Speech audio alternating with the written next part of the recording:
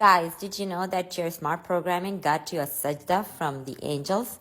We all know that Ibrahim alayhi salam, or Abraham peace be upon him, prepares a wholesome meal for his unexpected guests. But they don't eat it. Why? Because the angels don't feel hunger. They don't have the hunger hormone called ghrelin because they are not created with a digestive organ system. Assalamu alaikum, dear sisters and brothers. This is the month of the Quran, so I thought I would reflect on the stories of the Quran from the fitra or the biology point of view, also known as the smart programming of our body. The purpose of sharing this point of view is to become closer to Allah subhanahu wa ta'ala by understanding the smart programming of our body. The angels also don't have testosterone or estrogen, the male and the female hormones. Why? Simply because they are not created with the male or the female reproductive organ systems. In other words, angels are created free from the need of hunger, thirst, and intimacy.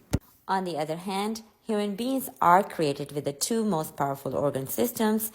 They are the digestive tract system and the male and the female reproductive organ systems. Hence, we are programmed to experience the two most potent appetites that are hunger and intimacy. Now, dear sisters and brothers, there are a few points of reflection in this story. Point number 1.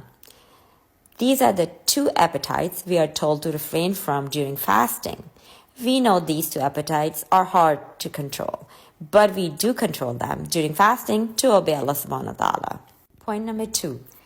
This is the human potential Allah subhanahu wa ta'ala mentioned when he said to the angels, "You don't know what I know about this Khalifa that I am going to create to live on the earth."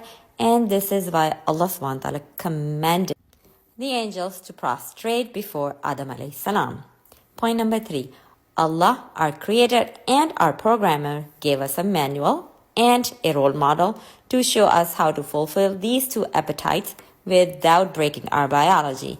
That is the Quran and the Sunnah of our beloved Prophet Muhammad, peace be upon him. Subhanallah. Point number 4. You see a huge number of non-Muslims suffering from the diseases related to these two organ systems because they have rejected the manual and the role model altogether. Now they are left to fulfill these two appetites according to their hawa, also known as desires or choices. You also see Muslims with broken biology because they are either following their cultural norms or hawa rather than the manual and the role model, peace be upon him.